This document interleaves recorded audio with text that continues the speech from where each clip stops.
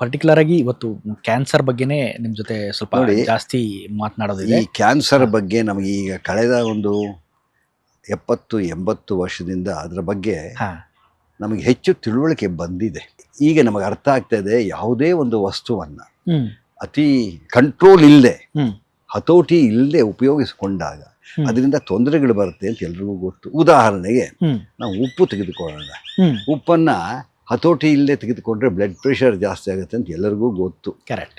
ಅದೇ ಕೆಲವರು ಏನು ಮಾಡ್ತಾರೆ, ಅಯ್ಯೋ ಉಪ್ಪು ತಿಂದರೆ ಬ್ಲಡ್ ಪ್ರೆಷರ್ ಬರುತ್ತೆ, ಉಪ್ಪೇ ತಿನ್ನೋದಿಲ್ಲ, ಯಾವುದು ಉಪ್ಪಿನಕಾಯಿಯೂ ತಿನ್ನೋದಿಲ್ಲ, ಉಪ್ಪು ತಿನ್ನೋದಿಲ್ಲ. ಅದು ಇನ್ನೊಂದು ದಿಕ್ಕಿಗೆ ಹೋಗಿ ಅವ್ರು ಇನ್ಯಾವುದೋ ಒಂದು ಕಾಯಿಲೆ ಬರುತ್ತೆ. ಹಾಗೆ ಸಕ್ಕರೆ ಸಕ್ಕರೆ ನಮಗೆ ಮೊದಲು ತಗೊಳ್ತಾ ಇಲ್ಲ, ಬೆಲ್ಲದ ರೂಪದಲ್ಲಿ ತಗೊಳ್ತಾ ಇದ್ವಿ. ಸಕ್ಕರೆ ಬಂದ ಮೇಲೆ ಸ್ವಲ್ಪ ಡಯಾಬಿಟಿಸ್ ಜಾಸ್ತಿ ಆಯಿತು.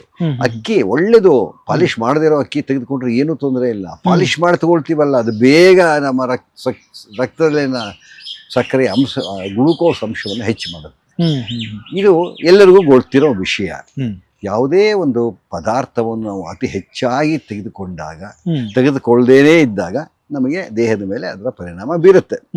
ಈ ಕ್ಯಾನ್ಸರಲ್ಲಿ ಏನಾಗುತ್ತೆ ಅಂದರೆ, ಕೆಲವು ಪದಾರ್ಥಗಳು ನಮಗೆ ಬೇಕಿಲ್ಲ, ಅದನ್ನು ನಾವು ಉಪಯೋಗಿಸ್ತಾ ಇದ್ದೀವಿ. ಕ್ಯಾನ್ಸರ್ ತರತಕ್ಕಂಥ ಕೆಲವು ಕೆಮಿಕಲ್ಸ್ ಏನಿದೆ, ಈ ಪೊಲ್ಯೂಟೆಂಟ್ಸ್ ಇರ್ಬೋದು, ಟಾಕ್ಸಿಕ್ ಸಬ್ಸ್ಟೆನ್ಸ್ ಇರ್ಬೋದು, ಅಂದರೆ ನಾವು ಬೇಡದನ್ನು ನಾವೇ ಕ್ರಿಯೇಟ್ ಮಾಡಿ ಹಾಕಿದ್ದೀವಿ ಸುತ್ತಲೂ. DDT ಇರ್ಬೋದು ಅಥವಾ ಪೆಸ್ಟಿಸೈಡ್ ಇರ್ಬೋದು. ಅದರ ಕ್ಯಾನ್ಸರ್ ಸೀಸಾ, 2 ಮೈಕ್ರೋಗ್ರಾಮ್ನಷ್ಟು ಸೀಸಾ ನಮ್ಮ 100 ml ಬ್ಲಡ್ಡಲ್ಲಿದ್ದರೆ ಅದು ಕ್ಯಾನ್ಸರ್ನ ಉಂಟು ಮಾಡೋ ಶಕ್ತಿ ಅದಕ್ಕಿದೆ.